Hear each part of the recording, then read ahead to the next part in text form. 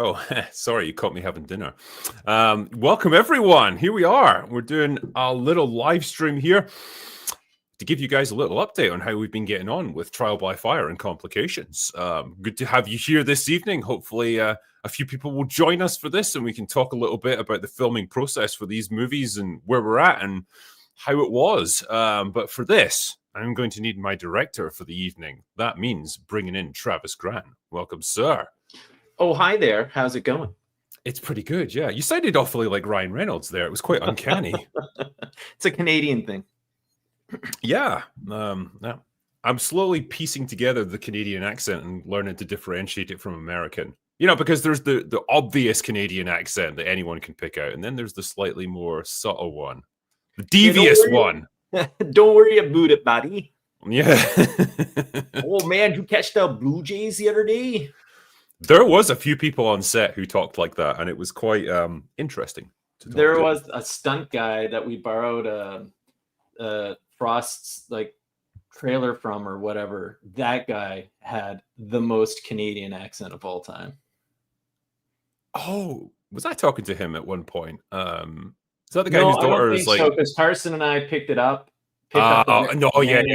And then I was talking like him throughout the show, and Sean was like, "I don't believe you." And then Sean, who was our DP, he came back with me to drop the thing off, and I was like, "Check it out." And he's like, and he said, "Ah, yeah, how was the shoot, eh? Oh yeah, you guys." Well, there was one guy. There was a dude on set who was like French Canadian, and he had a proper strong accent going on. It was quite fun to talk to him. Anyway, enough of that bullshit. You guys are here to hear how we got on, because this really is our first chance to update everyone, or at least our first chance to do a live stream with people since we wrapped filming on Trial by Fire and Complications. The two movies were filmed back to back over the space of a couple of weeks.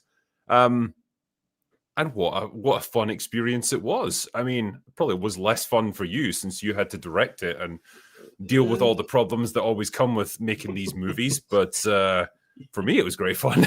I stuck around, hung out with you guys for like a week, and then fucked off. With your adjustments and don't have to care about anything and fuck off. Yeah, exactly. Well, it was funny for me because I feel like I was more involved this time around than I was with something like Rogue Elements, where I was only there for a couple of days and I was really just popping in to see how things were going without really doing much, apart from, firefighting with the script a little bit where we had to make revisions. But this time around, it was a slightly different experience. And, I had a few different hats on, I suppose, while I was there. I was like technically a producer on the movie.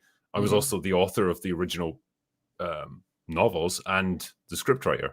So yeah, it's kind of an interesting thing where I never quite knew what I was supposed to be at any given moment. But I don't know, what's the best way we should do this? So how do we tell people about how the whole process went and what we did? Well, I don't know. Let's tell it let's start it with your POV of how it went, and then we can kind of maybe shift gears, and I can kind of talk about how it went for me on that front. Because again, it's two very different experiences, I'm pretty sure. Yeah, so I mean, I was there for the bulk of the filming of Trial by Fire. I would have liked to have been there for both movies, but the reality is I had to get back for family and for work and stuff, to carry on with all the YouTube commitments, and so I couldn't be away for 2 whole weeks, unfortunately. But so yeah, I got to see the majority of Trial by Fire get filmed, which was superb for me because I don't know how to describe this. Because it was a much more character-driven story this time around. It was more about the hitting the correct tone, the correct emotional beats and stuff. I felt like I could contribute more to that this time around than I could with something like Rogue Elements, where a lot of the time I was there, it was just the stunt guys doing their scenes, setting up action sequences, all that sort of thing. There ain't a whole lot I could do there. It's they know their stuff.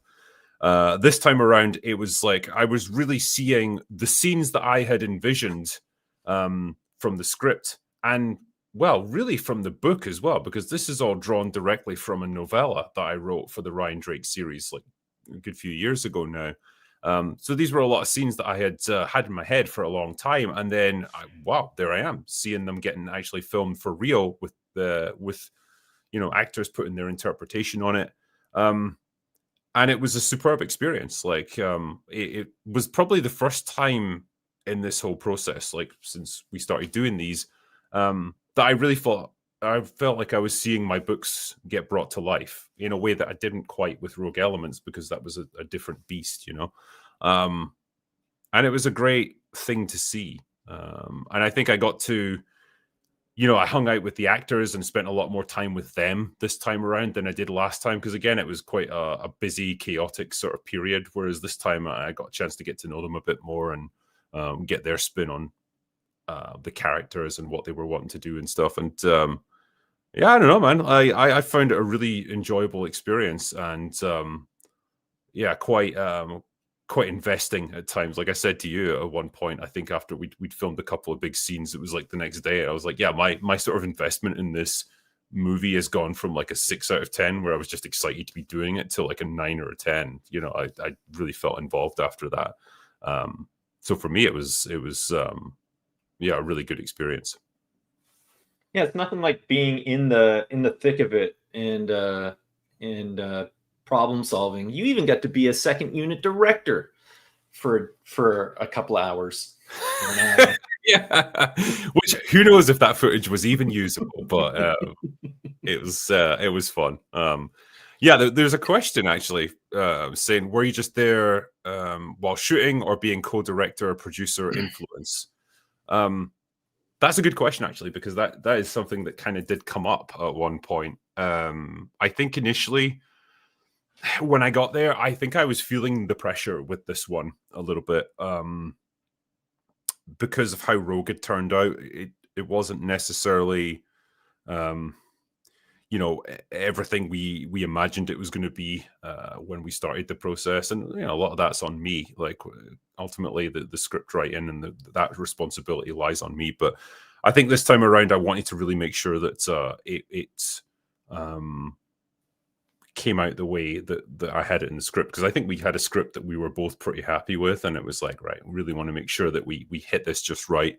And so you're going to want input on that. And so I was initially quite keen to do that, but then we ended up having a chat at one point where you explained in your nicest, most Canadian way possible that like we can't have two directors on set with this. And so, there needs to be a system where like if you've got feedback, come to me and then I can feed it back to the actors or whatever and rejig how things are done. And I think once we got that sorted out, we had a much smoother system for like, getting a vision that we were both really happy with. Yeah, and what didn't come out of it wasn't born out of an ego thing. It's more just like so the actors aren't confused as to who they're supposed to be listening to. Like which dad am I listening to type thing.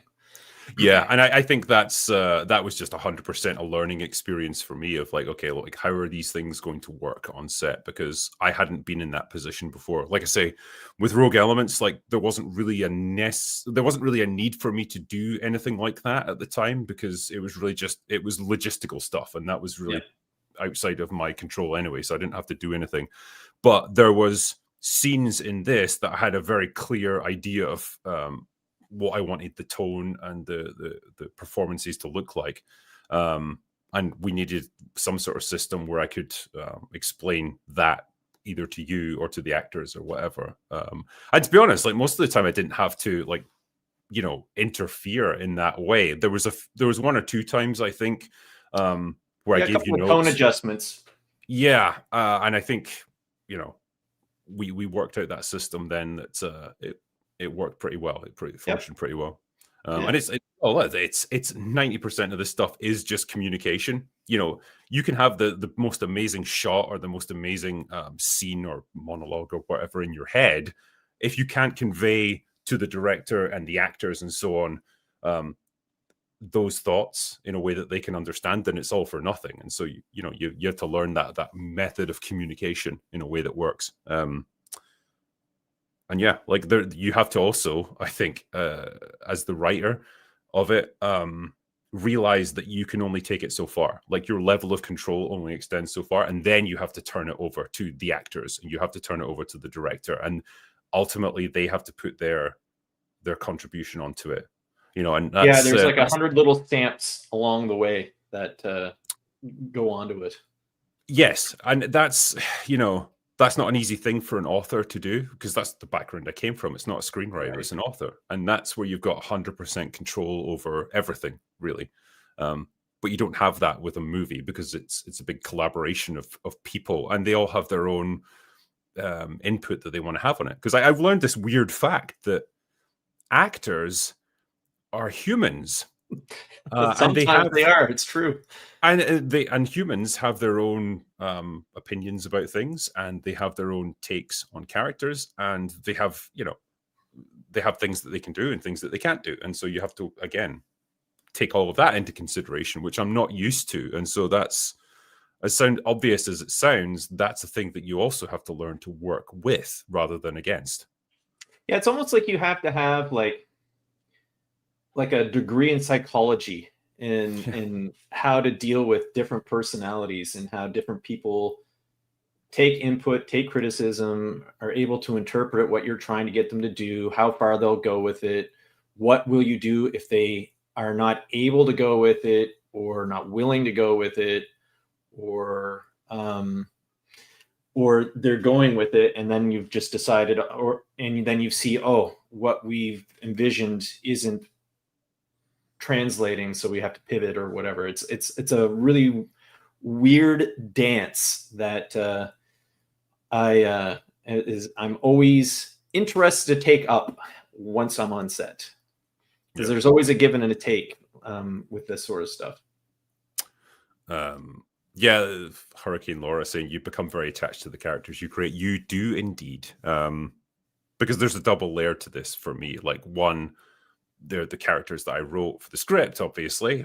You know, there's that's one layer, but then they're characters that I ultimately pulled from the books that I've been working with for over a decade. And so that's a level of attachment that you know, builds up a lot of emotional investment there, and you want to do justice to that. Yeah, and I would say, like, I'm a distant second there. I've read the books a bazillion times, and at this point I've tried to get in as much of the headspace of all the characters as possible. And then the other thing is, like, there's the book version of those characters, and there's now the cinematic version of those characters that don't necessarily translate one-to-one, because actors will put their spin on how things go, for better or for worse sometimes. Yeah. And you know, that's, like, again, going back to what I said before, like, that's a thing you have to kind of accept, because you could take the mindset of, like, yeah, I was writing these characters when you were in fucking high school. Piss off. Like, you know, you'll do it my goddamn way or no way at all. But that's clearly not how it's going to work, you know. Hurricane Laura is saying, I suppose this can be asked of Rogue Elements too, but did the actors' performances change your perception of their characters in any way? Probably Brian is the biggest departure from the character of Dietrich. You know, his take on the character is not comical. It's just there's a sort of tongue-in-cheek element of dark humor to him that maybe Dietrich from the books didn't have, because he's a more serious, maybe almost like sinister character who's like an anti-hero, and he's 100% comfortable, like, verging into bad guy territory, whereas I think Brian puts a slightly different spin on it. What takes from actors were implemented as an example. I think it would just be small things, like the way they react in certain moments, and I'm trying not to spoil elements of say Trial by Fire, which I guess is the one I'm more connected to because I was there. But yeah, like the actress playing Frost, like Andrea, she would do certain things in a scene at certain times that I didn't have in the script, because it felt natural to her. Like, she felt like that's how Frost would react in that situation. It didn't change the way a scene played out. It was just maybe bringing certain emotional beats forward. But if she felt strongly that that's how she wanted to play it, I think in that case I would trust her with it, because she seemed to get the character really well. Like she really I don't know whether it's just like that's similar to her personality or what. She just got who Frost was, and so you learn to take that step back and just say, okay, you want to do that? Let's go with it and see what happens. But yeah, I'm trying not to spoil anything because I can't give you real examples unless I go into the actual script. Yeah, and the actors would sometimes approach and ask stuff like, "Hey, I feel like in this situation, I would like Frost would say this, or so and so would say this. Do you mind if I try that?" And 9 times out of 10, it's like, yeah, that would make sense. It's the same essence. It's just if it feels more comfortable for you to say it that way, then sure. Yeah, and it's again, it's like that instinct of saying like, do you know who I am? It's like I made that character. It's like I know what they would say, but again, you have to let them play around with it a little bit, and like if it means that they ultimately deliver a better performance because they're more comfortable with saying, one specific turn of phrase rather than another, I'm fine. Let them mess around with it a little bit. It's okay. Yeah, and that give and take's important too in a long-term relationship, because if you're constantly saying no, no, you can't do these things, then that's going to sour. I think over time that's going to sour your relationship with someone. I haven't been doing this on a long form thing with the same people long enough for that to become a thing, but I've worked enough with these guys now to know that I think again, it's a thing where you're working together, so you might as well throw them a bone every once in a while to make them feel like they've contributed in their own way. Yeah, and like that's you don't want them to feel like their opinions are not valued or whatever. Like ultimately it is this big collaborative process, and if nothing else, God, you have to go drinking with them afterwards, and like it gets awkward then if they're pissed off at you. That is true. Hey, what was your experience like for were you there for the tsunami? You were there for the tsunami 2.0. The what? The fucking rainstorm? Oh yeah. Is that normal in Canada? Is like, do you guys just get weather like that? Because that shit was like tropical. It was biblical, in fact. I mean, this one, right? So yeah, to give you guys context, like you'll probably remember when we talked about Rogue Elements, we were in the middle of filming a big fight scene on a rooftop, and holy fuck, the heavens opened and like we got deluged with about fucking 2 feet of rain in the space of an hour. I've never seen anything like it outside of like the tropics before, in Canada of all things. But anyway, that was one thing, and I thought, well, maybe it was just a freak event. And we'd been filming Trial by Fire. We'd done this big scene that's quite a big key scene of the movie. Super outside, down by the shore of a lake, right? Just maybe, I don't know, 100 yards from the hotel. And we're getting towards the end of filming, and I could fucking see the clouds gathering. It was getting darker and darker. And we were like, we'll just keep going. And you're kind of praying that the grip guys get their lighting shit sorted out, because like they're just panhandling this stuff. Like, oh, move this a little bit over here. Get the shot so we can get the fuck out of here. And I think we pretty much just got the last shot, and then the rain starts to come down. I had to cut it off a little bit early, so like I'm sitting there watching it. I can see Sean. He's got the camera and he's trying to protect it because the rain's like there's droplets are starting to come. The heavens are just 2 feet away, and you can just see the shower coming in. And I'm looking at the grip guy, like the head guy, and he's like to Sean like this, and he's looking at me, and I'm like, come on. And they're slowly going through the scene. I was like, for the love of fuck, hurry up. And you can see other guys kind of tramping around in the background, just getting ready for the rain to hit. And then it fucking hits. I cut, and then it's just everyone's just like, yeah. We ran for the hotel, and I did, because I did, to my credit, carry like a couple of cases of equipment then, and then I think I dumped them in the hotel, and it was like, are you going to go out and get more? And I just said, fuck no, I'm not going out there again. I think it was Chanel, right, our stunt coordinator, who was just taking the piss out of me for that, because I'd been talking it up like, oh yeah, I'll help out with everything, I'll carry gear, whatever you need. But I draw the line at getting just absolutely pissed on by God himself. So I just, no, fuck it. This is where I'm invoking my producer's privilege. I'm not going back out there. I'll be in the bar if you need me. And yeah, it's funny though, because I left my jacket or something in Carson's truck. I went to get it afterwards, and I was like, why is it fucking soaking wet? And then that's when he goes, oh yeah, I left my sunroof open. Fucking left his sunroof open throughout the most biblical rainstorm in Canadian history. And like the whole inside of his car was soaking wet. Fucking, yeah. Okay. Good times. Yeah. Jay Fraser is asking if any of the actors read the Ryan Drake books. I think Derek has. I don't know about the others. Derek has read one or two. Derek has for sure. Brian has for sure. Andrea,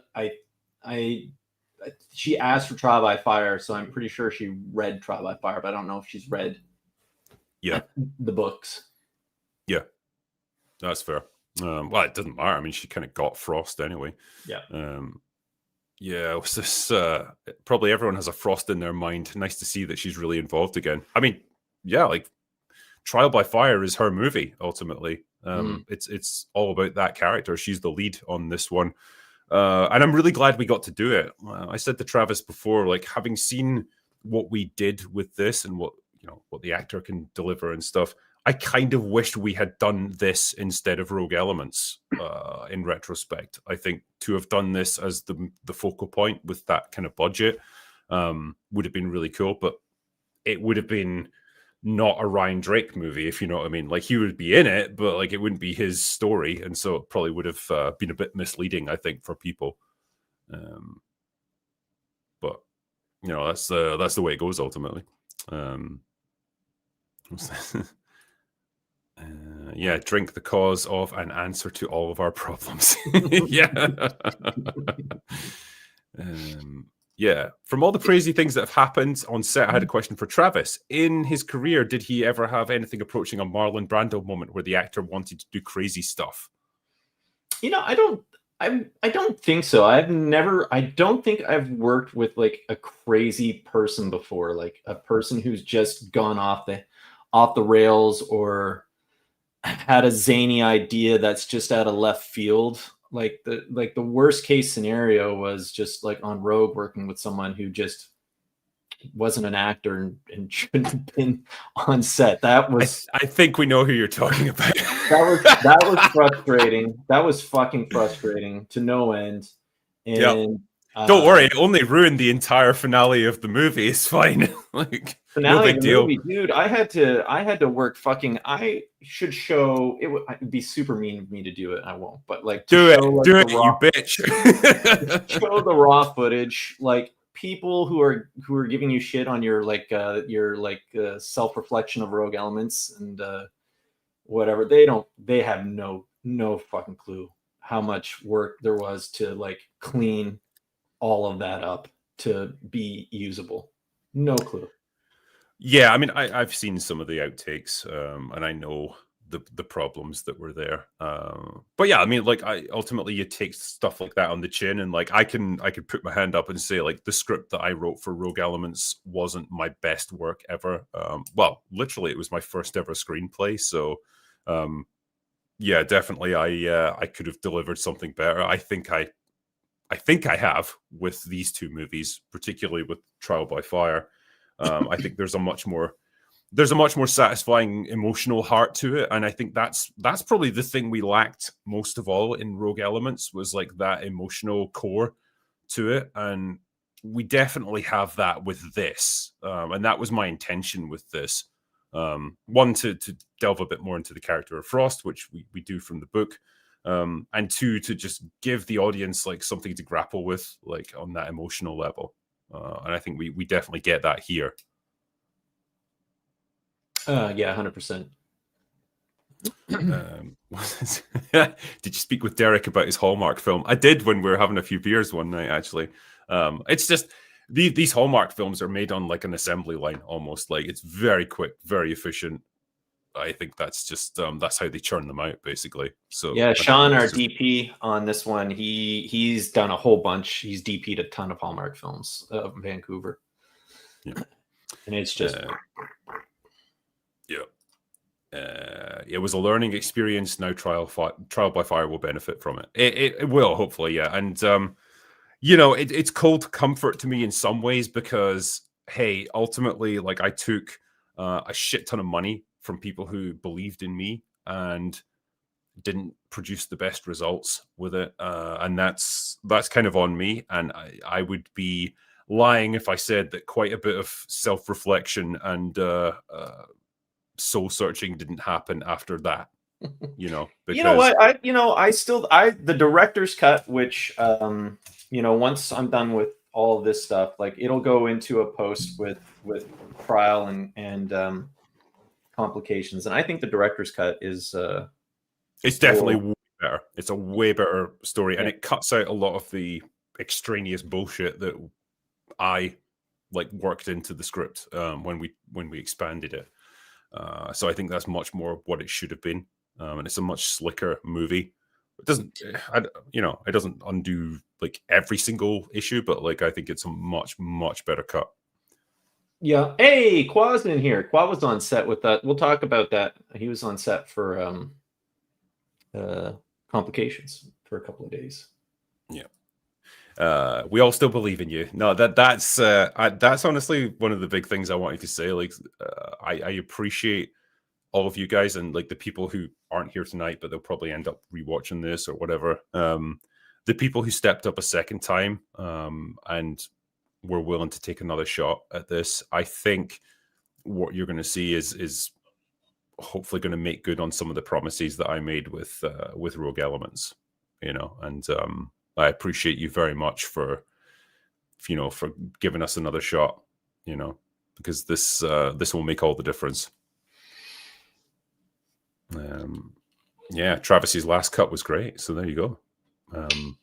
We'll need to, because I think you showed it to the backers for Rogue Elements, but like the new people or whatever here haven't seen it yet, because I think there's still a little bit of audio to be worked out, that sort of thing. Well, it's going to get a full like top to bottom remix. Like it's going to go off to, so on Rogue Elements, basically what happened is we just 100% ran out of money, and so I was the one that did all the post work. I've said this on other live streams with Rogue Elements, but for those who don't know, I basically did all the posts, so all the editing, all the sound design, all the mixing, all of that is done by me, and that I'm okay at that stuff. It's not my passion, and it's not what I have the setup for.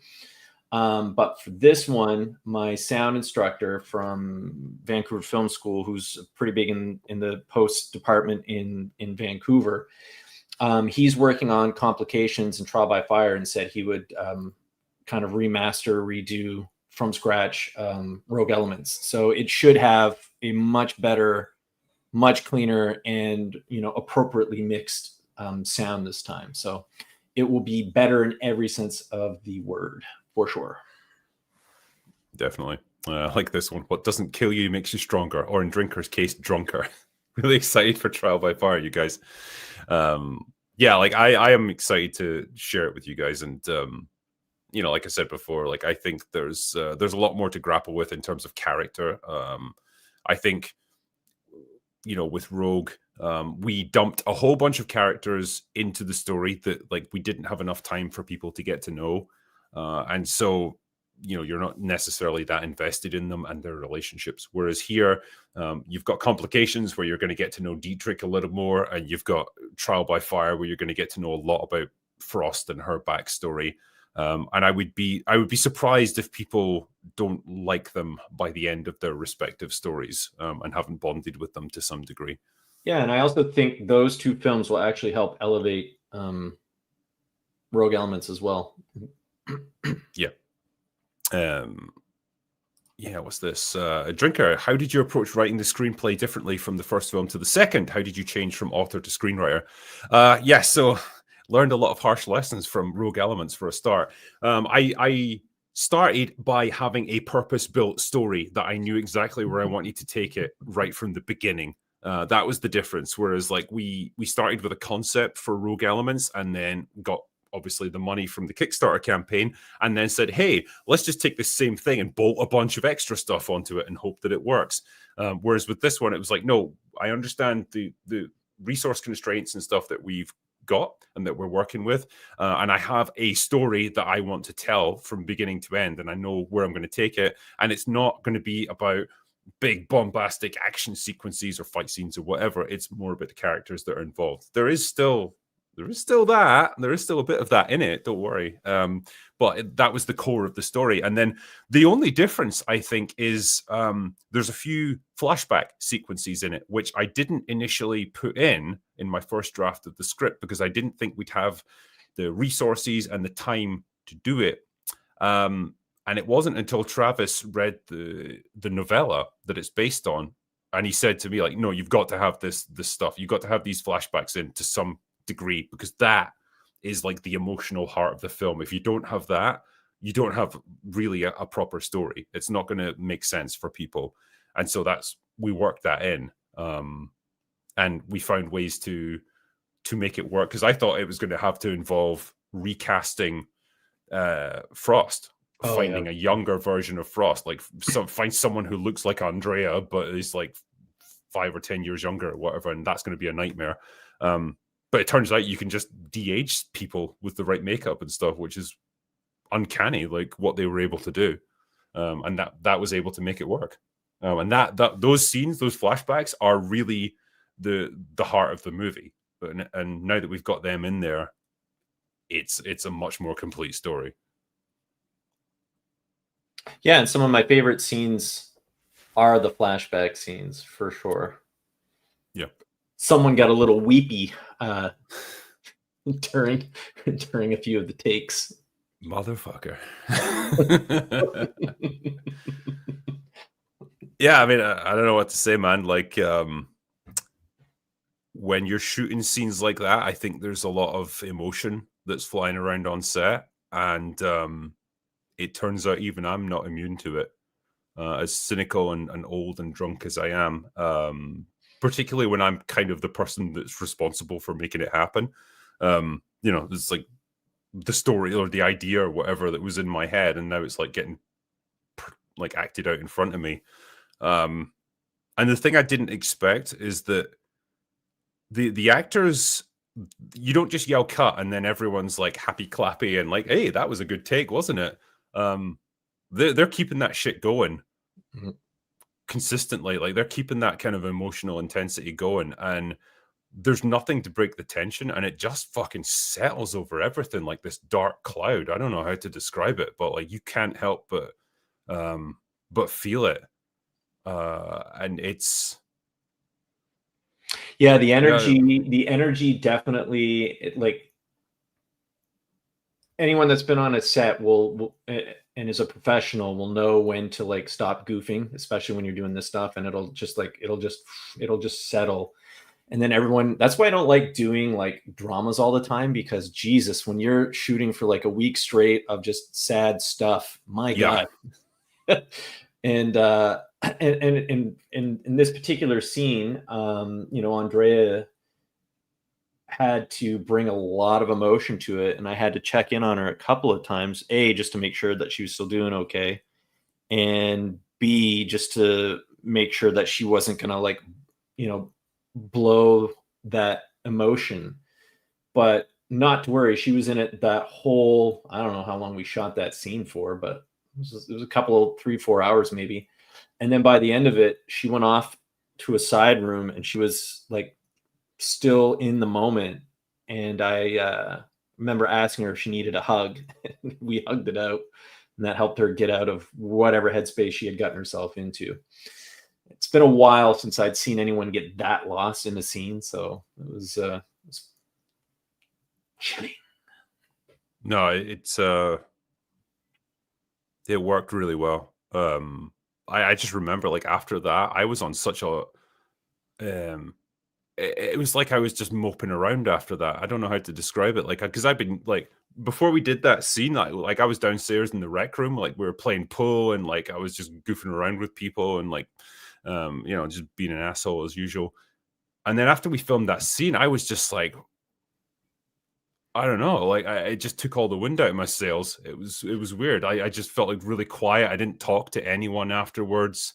I just kind of went off by myself for a little while and just, I don't know, I just needed to let it out, like needed to let it dissipate a little bit. I had to get never my experienced emotional something like that support, Air before. Bear. Give it Yeah. If you've never seen a scene like that get filmed, I guess you're not ready for it and you don't quite know how to deal with it. But yeah, particularly, like I say, you feel almost like guilty for making it happen in the first place. And like that was the same night we did. There was like how can I describe this without spoiling the story?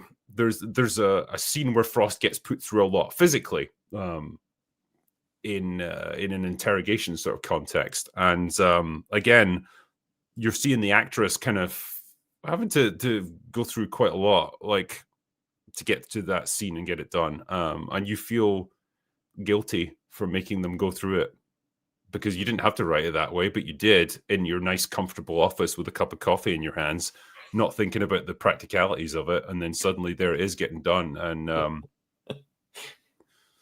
yeah, I didn't feel guilty. I had to test out whatever she was going through to make sure it was safe. So, yeah. Let's see. I'm trying to catch up on the chats that are coming in here. Sure. Yeah. Yeah. Someone's read the novella. Clearly, it's probably actually. I don't know if it's more intense, but like it's more definitive than what you get in the novella, because that's a little bit ambiguous as to what ultimately happens. But that's there's no ambiguity there with the movie. Let's see. Yeah, how does this process inform your work as a movie/TV series critic? It's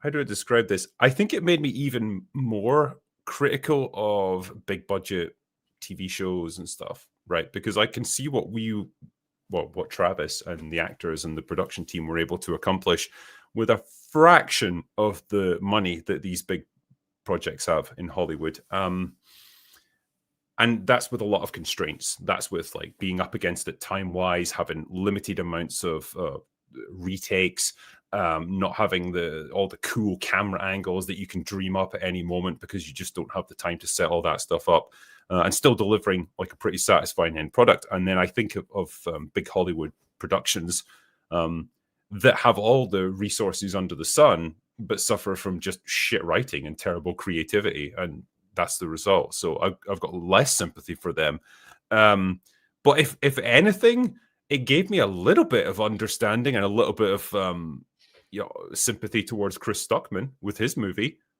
I talked about this in my review. Like, I understand at least some of the constraints you're working under as an indie film director, and you're not necessarily going to be able to get the greatest actors ever, or the most convincing special effects, or all the things that you might imagine are just really easy to make happen.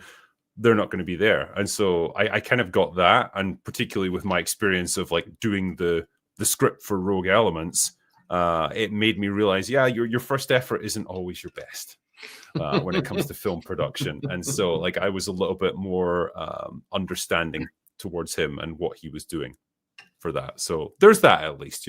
I didn't get Stuckmanized, but I at least understood what he was working with. It would be nice to have like a conversation with him just to see what kind of shit he had to go through with whatever I can't remember what they raised. I think it was like $1 million, but I mean, $1 million in horror goes a long way versus like Rogue Elements budget gets eaten up pretty quick. Just when you think about how much one stunt person guy costs, and then go count how many stunt people guys we had, that just gets chewed up. Yeah. I like this as well. We need that behind the scenes clip. Travis sounds a bit like the last Frodo shot with Peter Jackson directing. I am pretty sure that was not captured on camera, so we can never prove that. It was not. No, I don't think it was. But it's weird because I had front row seats as well. I was right. I think I was beside you, wasn't I, when they were filming that scene? And I was like, the most overriding thought was, don't blow the take, don't distract the actors, and don't become a blubbering mess in front of the crew. And so I just went like really still and just tried to hold it in as much as I could until it was all done, and then I could go off and let it out later. But I could tell you Complications was probably like The Hobbit, after the end of The Hobbit, where everyone's just like, let's just get the fuck out of here. We'll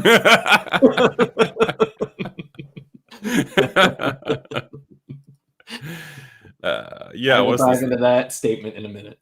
Oh yeah, we'll talk about Complications in a sec. From personal experience, the only vibe that's better than what you get on set is when you feel the reaction from an audience. Well, I mean, hopefully we will. We're probably going to do a premiere for these movies, so maybe we'll get to see it. But man, it's like, how can I describe it? You know, when you're watching a stage play, an actor is performing on set or whatever, or even like your favorite band, it's always much more impactful and immediate when it's right there in front of you than on a screen.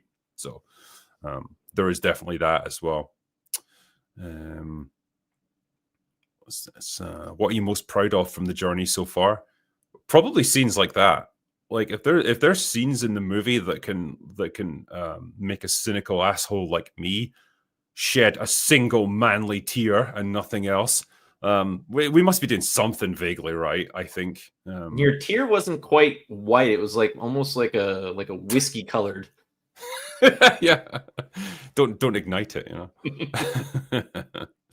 I was thinking about Mahler's Time Short. Could use linear remix montage and maybe benefit from that too. Okay. Are you still treating these films as canon to your books? I think it works. I think what we've done doesn't contradict it. Like maybe the characters are acting in slightly different ways, but like it doesn't override anything from the books. And there's actually references to book 4 in Complications, which was a relatively late addition to the script, but I think it worked quite well. Yep.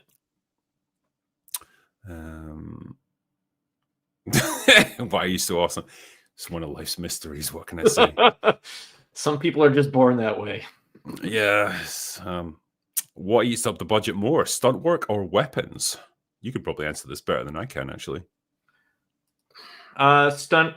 It kind of goes hand in hand, but for our personal experience, stunt work definitely is a big time chewer. So we'll do just simple math. So let's say a day rate for a stunt guy, and this is like them doing favors for us because these guys get paid way more on television shows. But like, let's say the day rate for us is $1,000 per guy, no stunt adjustments. So in a big show, let's say someone takes a fall down the stairs and they have to do it a bunch of times. They get what's called a stunt adjustment.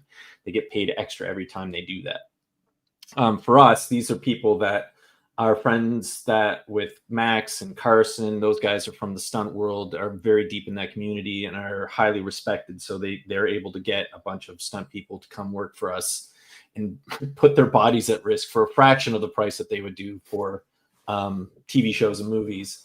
So if you take a look at Rogue Elements, there's at least, 10 stunt guys at any given moment on different things, right? So that's $10,000 right there. But then you have to train these guys. Like you have to there's 3 or 4 days of everyone training and figuring the dance of the fight sequences out. And then that chews up your budget because you still have to pay everyone for that. You got to pay for their travel, blah, blah, blah. You got to rent out a studio for them to train in, yada, yada, yada. So that all adds up. And then as far as I would add like the guns and all that stuff in. So our armorer, Nick, who was our armorer on Rogue Elements, it's actually really funny. So Carson had asked me for early on in pre-production for Trial by Fire to email Nick, give him the script and tell him, roughly what we were doing. And I'm like, all right, Nick, we're doing this XYZ. And, I was thinking, this shot here, one shot would be like a blank, and this would be an airsoft with VisFX. This is where the rubber is, blah, blah, blah, blah, blah. And he sent me this email back. It was like 2 or 3 days later. And this guy just fucking lit me right up. He's like, what are you, some sort of amateur asshole? Fucking Jesus. He's like, here, look at this. I did this scene on the boys. That's all blanks. It's all real shit. Take a look at this film here. I was like, oh my God, I pissed Nick off. He's like, you got the best armorer in the business, running access to him. Everyone would kill to have access to me. He's like, holy shit. And I called Carson. It's like, did I piss Nick off? And he's like, hold on, I'll call Nick. And then Nick sends me an email in between. He's like, that may have come off a little harsh. He's like, I just want this thing to be the best it can be. He's like, you should come down to my warehouse. And I was like, okay. So, which is in Toronto. So I went to his warehouse in Toronto, which is like this super nondescript thing. Go in, and it's this massive thing that's just got like machine guns and handguns and shotguns and sounds like my heaven, honestly. Oh yeah, man! Rocket launchers, all this stuff, and we had on this one. I think he gave us we got 1,000 rounds. Yeah, it was 1,000 rounds of blanks, and plus like six assault rifles. Yeah, and a shotgun. And holy God, when Brian he shot that in a couple of small areas, and they did what's called a half load. And holy sweet justice, when he shot that thing off, like I felt my soul leave my body for a second and then come back. I will say, like, because like I said before, something like Complications has got more action sequences in it, but like Trial by Fire was much more character driven. But there is a pretty cool little sequence where there's a lot of assault rifles going off, and holy fuck, it looks amazing. Like, because the muzzle flash and everything is like just really distinctive, and it's weird because I feel like it's better than what we had in Rogue Elements, because a lot of that was just pistols. And like not necessarily that interesting to look at, but this is like the kind of fully automatic assault rifles going off in the dark in a confined space. It's super loud and echoey, and it just looks powerful on screen. And that little sequence is probably going to be better than what we had in Rogue Elements, ironically. Yeah, I would say for like the gun stuff, definitely, for sure. It definitely feels more military. So Rogue Elements has more of like an action adventure vibe to it. Definitely much more. I keep referencing like Mission Impossible. So like that kind of adventure-y kind of feel to it and less military. And this one definitely flips that. Like when it gets into the military stuff, way more military-ish than it is like more sort of grounded, but like because it's seen from Frost's point of view, like it's more it's in a way it's more intimidating, or it's more terrifying from her point of view when the shit starts kicking off, because she's not necessarily in control of any of it that's happening, which I think is pretty cool. And again, I'm trying to not give too much away, but that sequence I think is going to play out really well, particularly because we see a lot of it from her point of view. But yeah, like in the original script, again, I wrote it with budget in mind, and so it was all going to be viewed remotely. And so you weren't even going to see any of it. But then, you were like, hey, we've got access to all these guns and a fuck ton of ammo. It would be wrong not to shoot it all off. Let's just go for it. So like, forget, why not? It's funny as well, because the building we were in, there's guns there as well, like that aren't even part of the shoot. And I didn't realize that because I went down to hair and makeup for something. Like I can't remember what I was looking for, but I went down there. Dance studio area. Yeah, and there's a pair of fucking like World War I, like water cooled heavy machine guns just sat there, and I was looking at them like, I don't remember asking for them. Like, are they going to be in the movie? What the fuck's this meant to be? And I asked you about it, and you were like, yeah, that's just the owner of the building. He just likes that shit and just collects it, and just puts it around randomly. Yeah, that guy's like an insane multi-millionaire lunatic, and he just collects the most random shit, like antique bicycles and stuff, and machine guns, just puts them on display. Forget, why not? I like it. Tell people, because you're in a way telling me as well, like how things went with complications, because I could spraff all day about trial by fire, but like I didn't really have any on-site presence for complications. So to properly describe the complications, I kind of have to rewind a little bit to get us back to trial by fire. So it was the year of our Lord, 1899. I'll try to be brief. So it was the same thing that was in Rogue Elements, where I'm just pressed for time. It's so expensive to have all this stuff going. So super pressed for time. I had 8-hour days again, but this time I was allowed to. We had budgeted certain days for me to be able to go over those 8-hour days, because once you go over 8 hours, you get into like, you know, your penalties and stuff like that. So you're paying your cast extra and so on and so forth. So and we had the opposite problem of Rogue Elements. So Rogue Elements, when we were filming that, there was a strike going on, so we had access to everything. Everything was available. Oh yeah, we're not using it. Here you go. Here you go. You want this grip truck? Sure, you can have this grip truck. You want this honey wagon, which is a thing where you put your actors? You can have that. No problem. We're not using it. You can have it. With you want this camera? Sure, no problem. For this, the production manager, his name's Jonathan, and he was fucking fantastic. I can't say enough nice things about Jonathan. He and Carson on this one. Carson definitely did way more work. Not that he didn't do work on Rogue Elements, but he had to do way more work on this one. He had a horrendous day one day, whereas like he was up at like 3 a.m. to go film The Boys, and then had to come back and film with us for a night shoot that didn't end until 4 a.m. or something. And it's the only time I've ever seen Carson grumpy was the next day, where he was like bitching about your seats being up in his truck or whatever, like you hadn't folded them down or something.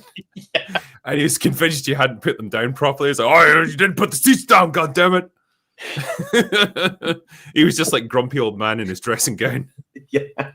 So, and for this, there was a couple of things. So we had a smaller, like a couple of things that we had done to try to stretch the budget. Was we had shrunk down the crew on this one, and in some cases that was the right call, and in other cases that was absolutely the wrong fucking call. And then we tried to get gear, and all the gear was rented, and the gear that they had, they're like, you can have it at full price, which is never a thing that rental houses do. They're always giving like small productions like discounts and stuff like that. In this case, not so much. So for context, I live in New Brunswick. Where we shot was in Peterborough, Ontario. That is a 12, 13-hour drive or something like that from where I live.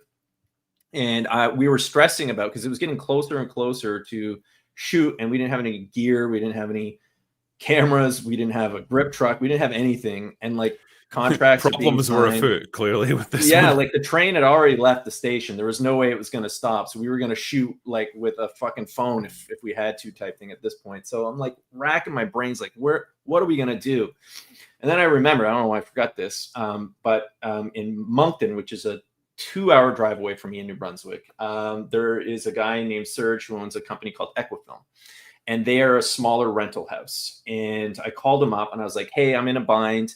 And that guy went above and beyond. He got gear from his place in Halifax, gear from New Brunswick, shipped that shit to Ontario, into Toronto. He talked to his contacts in Toronto. We were able to get all this stuff.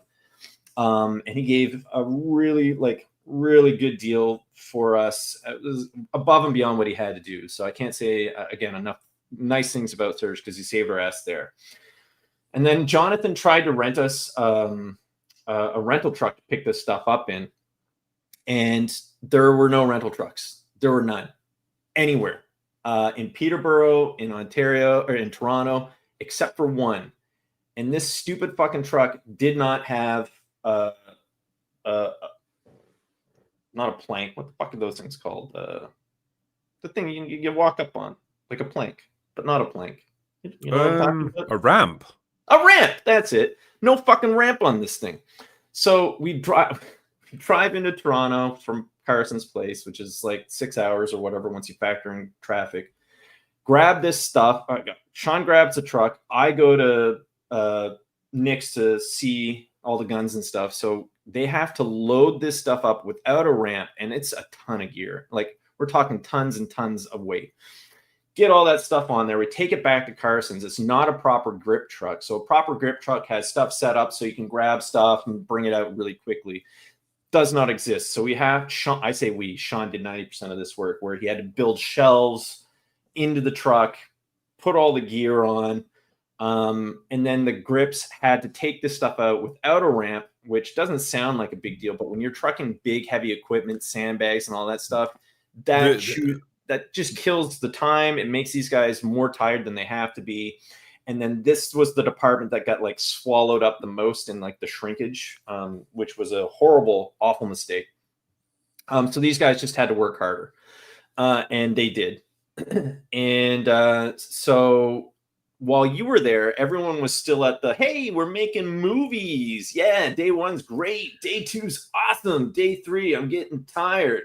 And then we had to go into night shoots. And day four, I'm going home. Day four is like, I'm kind of tired, but there's guns.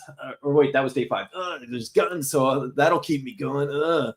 But man, by the end of day five, because that was an overnight shoot, so we film all the gun stuff, and then like that could have been 2 days alone filming all that stuff. And then we had to go outside and film a bunch more stuff.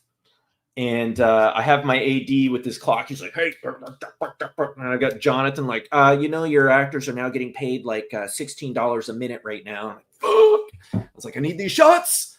And I'm like cutting shots and figuring out stuff on the fly. We've got lights lighting up a whole field, and Sean's running around like an asshole with the camera trying to grab as much stuff as I'm telling him to get. There's potholes everywhere. I'm falling into the wet grass. The grips are moving heavy lights, and just by the end of that night/morning, we basically told everyone to leave. Like Sean and I, after a certain point, we're like, all right, everyone, you leave. We'll wrap it all up ourselves. So they did like 70% of the work, and we told them to leave, and then we did the rest. And then so the last day of trial, so then we had the weekend to recharge. You're gone at this point. So the weekend just consists of me just like doing this, just like dying. And at this point, Jonathan is super sick. I think Carson had started getting super sick, and Sean started getting the sniffles. And I'm like, holy fuck, get away from me. I don't want to get sick for the last 5 days of this damn shoot. So Monday is the last day of Trial by Fire. I'm trying, what did we shoot on that day? Okay. That was the alleyway scenes. The alleyway scene. So that, the only thing that was stressful about that was dealing with the water. Because I was like, there needs to be water. It has to be rainy and dour. And I swear to fucking God, Andrea spent like 90% of this movie soaking wet. I don't, it wasn't even intentional. It's just like, that's the way circumstances played out. Yeah. I feel guilty that we put her through that. And yeah, and it started to get chilly. Like by the you can't tell when you watch it, you won't know. But like we went into it, it got nighttime, and we were still filming in the alleyway, which is a daytime scene. So we're just pumping light into this shit, and so we got all this stuff out. And again, it's so dark, and everyone is like half dead, and we're putting stuff away. And then a garbage truck comes because we're parked on the side of the road, and this is like the middle of the night. And this cranky asshole garbage truck guy, we're like parked in the way of the garbage, and he just comes up, and he's just ramming on his horn, and he will not get out of his truck until we've moved up like 3 feet so he can get his shit out. He just like gives us like death stares, and then he goes on his way. Car leaves with the keys to the grip truck. So Sean and I are stranded in the middle of the morning waiting for someone to come back with the keys so we can take the truck back to Carson's. Then we go straight into complications. No break, just straight into complications. So at this point, everyone is just like, I'm all like, yeah, complications. But like everyone else behind the scenes is just like, So day one is like just a talking heads day. And it was a massive day, man. Like it was like 9 pages. I think I shot 9 pages, 9.5 pages that day. And that is quite the fucking effort. Yeah. Well, that guy was an asshole. And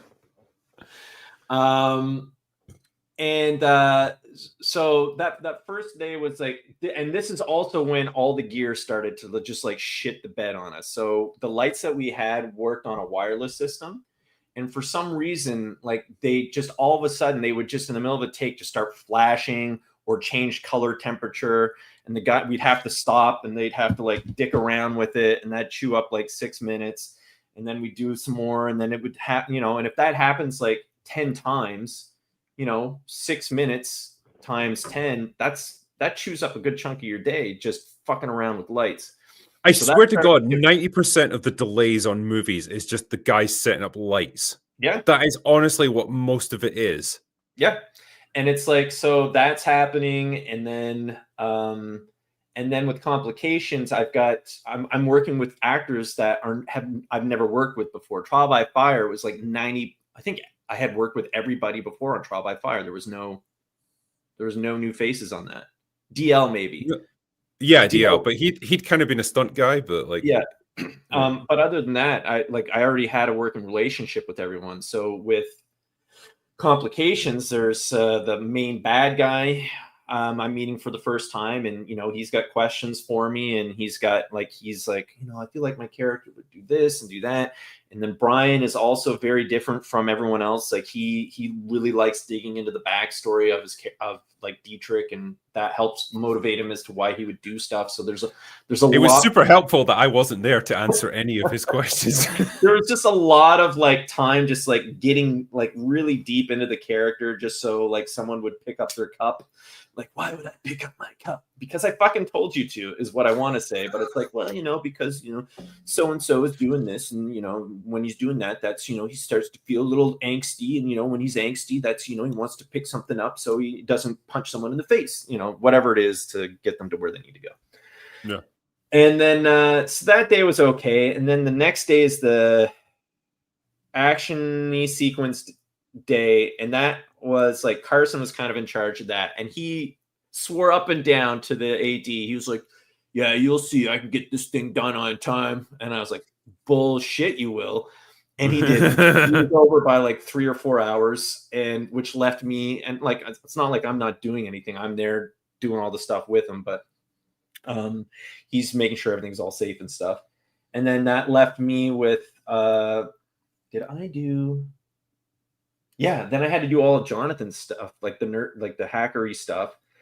And there's like some, that was the third day. And then that's the day. The third day is when our Steadicam, the Ronin, decided to like be haunted by something. So the Ronin, for anyone that doesn't know what that is, it's like a Steadicam thing, but it looks like almost like a massive steering wheel that you put like this, fucking 40-pound camera in.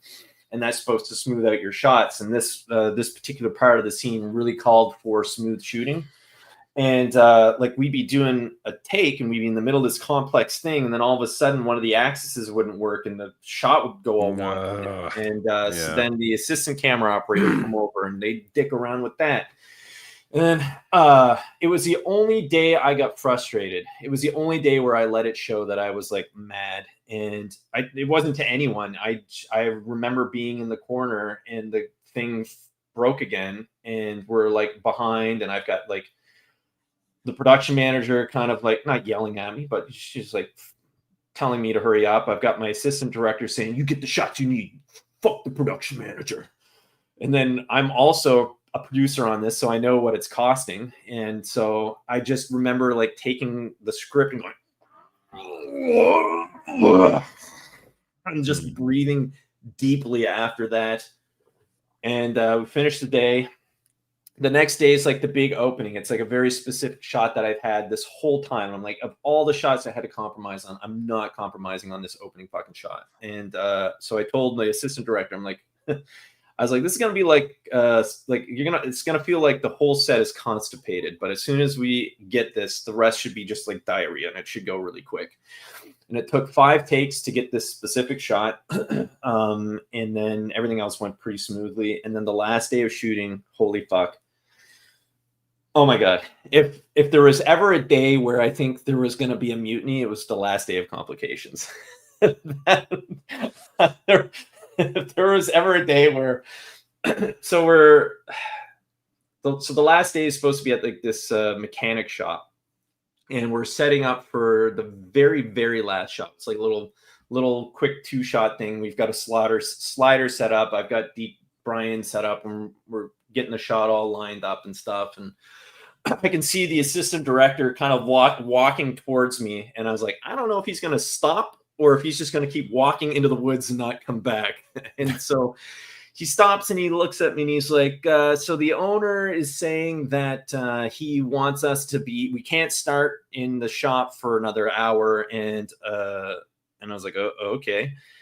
That's not good. And then he's like, and then he wants us to be done by 8:00, which left me with like 3 hours of shooting total or whatever. And I was like, what? And because this is a massive scene, there's no way it can be done in 3 hours. And so Brian's like, problems? And I was like, complications. And then I walked off and went, and he's like, don't worry, we figured it out. There's this whole other section that the guy's letting us use. So we went in the back. I looked at it. It's like this completely empty thing. So then I had to grab the set dresser guys. I was like, all right, I need you in 20 minutes to make this look like a lived-in set. They're like, what? And I was like, yeah, 20 minutes. That's all you got. Go. So they're doing that. Now I'm like rewriting all my shots to figure out, because I had it for this other location. So I'm figuring this shit out on the fly. It's overnight. Everyone's all fucking tired. There's prosthetics involved in this. He's fucking around with glass, and there's a truck involved. And I just remember by the end, the last take, after it's done, we say cut. And just everyone's just like, oh, thank God. And Brian has like he's like, hey, I want to come back to the hotel. I've got champagne. I was like, Brian, I just want to crawl in a hole and die. Because like for the actors, this was like fresh for them. Like this is like all fresh. Yeah, yeah. For us, it was like we were now on the back half of like just a super intense shoot, just crazy intense. And I know I just spent the last 10-15 minutes bitching, but like I had so much fun doing it. It was like so much fun. Like that's where I thrive, actually, is like when stuff goes south. It's not ideal, but like it's also like I don't know if it's just like the ADHD in me or whatever that just allows me to like pivot pretty quickly and figure this stuff out. But in the end, like I'm halfway through Cutting Complications, and I'm really happy with that as well. It looks really good. And I just showed you like the little actiony sequence. I know it was a little blurry or whatever, but I think it's looking halfway decent. Yeah. I mean, I seem to have the surprising ability to fuck off just when everything's about to go south. Because I'm pretty sure I did that with Rogue Elements as well. Like we had a relatively smooth time apart from like tropical storms, and then I go home, and then like I'm messaging you saying, "So how are things going today?" And you're like, "Oh fuck me, it's like the worst day of shooting I've ever had. Like X, Y, and Z. The actress is gone completely off the rails, and like a million things have gone wrong." And I was like, cool. Well, good luck with that, man. So Qua, I don't know if he's still on here, but Qua was like one of the executive backers. Yeah. And so he was on set. There he is. I flew in at the best time. So he showed up on 2 of the days. So he was there for the action sequence, and I was able to give him a tour of like where we were shooting and all that stuff. What was really cool is he was there on the last day, and he brought pizza for the crew, which was super nice of him. It was really nice. Nice one, man. I'm sorry I wasn't there to meet you. It would have been nice to say hello. Yeah, he was a super nice guy, and it was. I should have done more. Yeah, you should have. Damn it! I only had 2 slices. But yeah, he was a super nice guy, and it was fun having him on set and having just being able to show off what we were doing, and showing him like the organized chaos and sometimes disorganized chaos that was going on. I don't know if you noticed this, like when you're on set, but like I lost 5 pounds during the time that I was on Trial by Fire, right? Because I just didn't really eat when I was there. But like we were getting up at all kinds of crazy times of the day, and we weren't really having breakfast or anything. And then it would get served at like 3 in the afternoon or something when you weren't really hungry anyway. It's a weird experience. I don't know if that happened to you or whatever. No, but I gained weight. Really? Yeah. So I'm a grazer, and grazing in the middle of the night is like the worst time to like just eat food. And it's not like, so you have your healthy like dinner or whatever, and the company that did our food was fantastic. It's like all the snacky shit in between, and then staying at Carson's place. I tried my best. Like when Sean and I showed up, we went to Costco and grabbed a whole bunch of food so we could, eat healthy, because what happened on Rogue is eventually what ended up happening this time is like just eating pizza and shit because we were just too tired to cook. And it's just like, what can we shovel in our face? Oh, and then fall asleep and then wake up and then try to get some nutrients into you and then go on to set. Yeah, I'm the opposite. I was the opposite just because of that, just because I just fuck in the middle of the night, just like nom, nom, nom, nom, nom, nom, nom, nom, nom. Yeah. By the time we got back, like I fucking passed out. Like I had no interest in eating or anything. Cause like when you get back to Carson's place at like 4 a.m, like I'm just done. Like there was I think that last night I was there, right? I remember sharing a bottle of frozen wine with Carson because he put it in his fucking freezer for some reason. I managed to defrost it on the way back, but like, yeah, we'd been shooting that really intense evening of shooting with Andrea and Michaela and stuff, and eventually got back to his place at like 4 a.m, and like I was just sat at his breakfast bar, and I had like my hoodie on with the hood up, and I just had a glass of wine in my hand, and I was like the Walking Dead, like I didn't want to talk to anyone, and I was just like, I want to go to bed. It's fucking done. Yeah. Needless to say, this was the opposite of Lance's shoot. And fuck that guy in his super chilled, laid back shoot. Yeah. One location, one set, and a very professional bunch of actors who just nailed it every take. That's a winning combination. And yeah, we were ahead of schedule on that, but like this was an infinitely more complicated shoot, both Trial by Fire and Complications, really. Yeah, and your scripts weren't helping any because both of them deal with good time jumps, you bastard. Yes. Yeah. But like those were necessary, I think. Oh yeah, 100% for the story. But yeah, it did mean like yeah, even just simple things like fucking the actress had to go through like 3 or 4 different hairstyles throughout this to represent different points of where she was in the story, and that all takes loads of time. Like hair and makeup takes a long time, and not only that, but it dictated when we shot scenes too, and in what order we shot scenes, which sometimes was not ideal, because so like just the amount of time it takes to deal with Andrea's hair is just, I mean, it's normal, it's like super curly or something, like, and so it's really cool, but like it's a nightmare for a stylist to try and work with, and so the only thing they could do is like they put this fucking cement on it to like make it slick back or whatever. And she was like, at the end of shooting, she was like, "Oh, feel this," and I like put my hand on her head, and it was just like cement. It was just completely solid. Yeah, like good luck getting that shit out. Yeah. Yeah, there was a question here. Sorry if this has been answered before, but for Rogue Elements, why was Ryan recast? Ryan Barton was swapped to Derek Moran. Oh, because I fucking hate Ryan Barton. That guy's an asshole. That's why. Yeah, he's a dick. Yeah. I think it was just purely because he couldn't get enough time off his job. Because we were going to need him for a long period for this, and he just couldn't do it. Yeah, it's basically so he's a radio DJ. He's like the morning DJ here in town. So he's like the number one. Like once you get to morning DJ status, like you're like the head guy for the station. So he's kind of looked as the leader there. And so he's only allowed to have so much time off. And when we were originally doing Rogue Elements, it was again under the context of like it was just going to be this small thing, and then when it turned into like I think 10 days, it was just going to be impossible, which kind of sucked because like we put him through like actual training, gun training, and all that stuff, and yeah, we he made was him go to the excited gym and get in shape as well.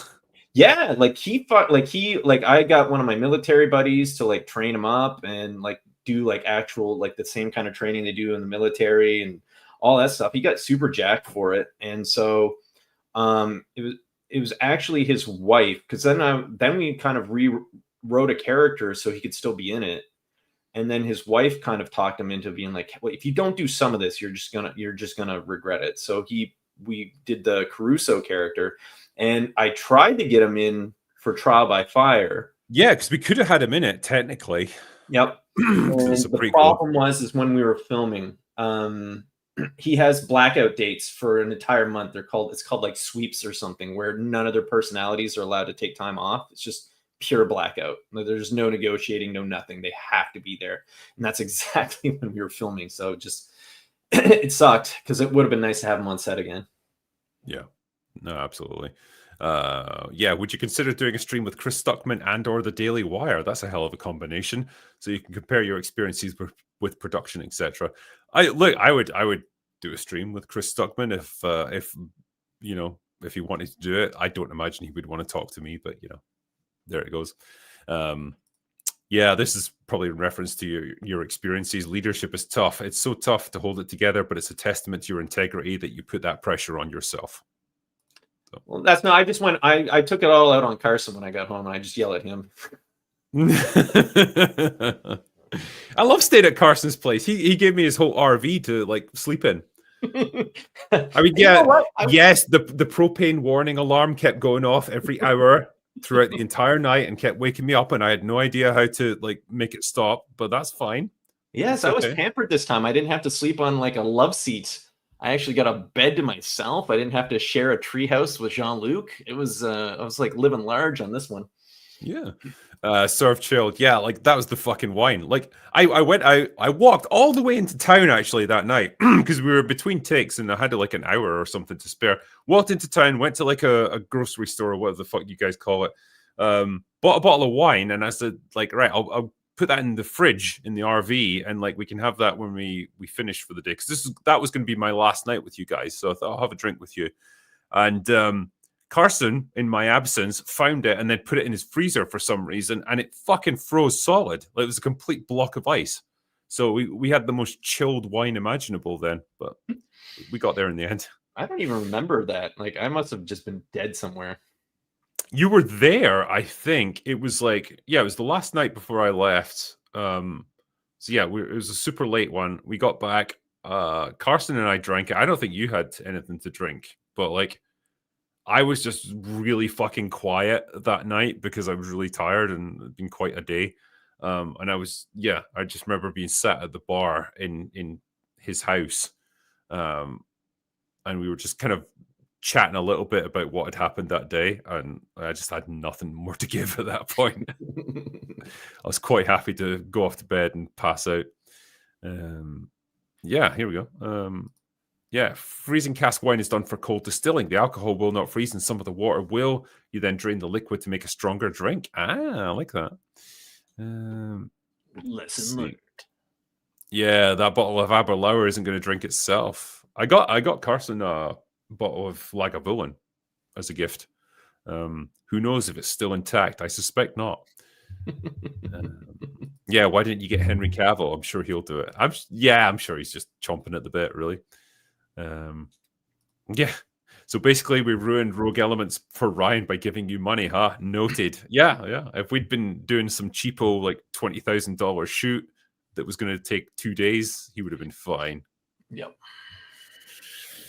Yeah, I don't know. Like, is there anything else you wanted to cover, Travis, in terms of where we're at right now?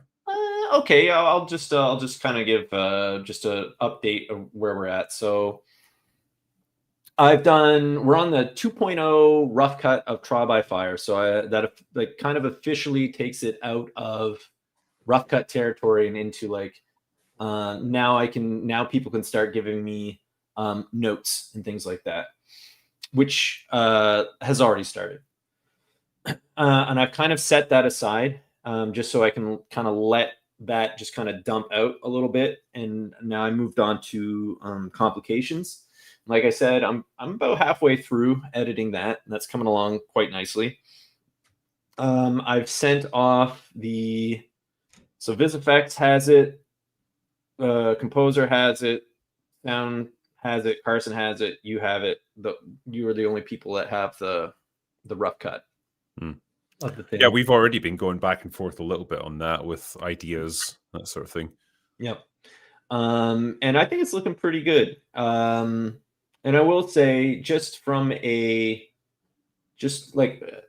differences in not just like story wise from Rogue Elements to Trial by Fire, there was also some decisions made. Like I decided that because Trial by Fire is more of a personal story to Frost, that everything was going to be a lot tighter. So more close-ups, less wides, more handheld. Rogue Elements again was like trying to be a big bombastic adventure thing, so you can see a lot of stuff that's going on, whereas I tried to shrink the world down to tell a very condensed story and to make it feel smaller, to make it feel like it is Frost's story.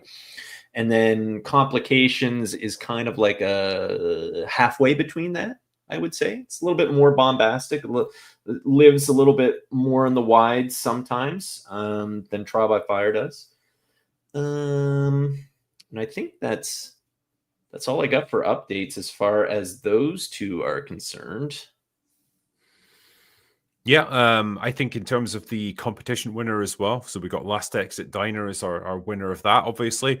That is something that we'll then get onto as soon as we've finished with these. So the plan at the moment is we want to get these through post-production and then get them to the point where we can release them. So we'll show it to you guys. We're probably also going to have a premiere, like a physical premiere in some, a movie theater or something. It's probably going to be in Canada, which would make sense. It's easier for me to go there than like everyone goes to UK. And then we'll do like the wide release on YouTube or whatnot, and then get right onto the competition winner, and then we see where we're at after that.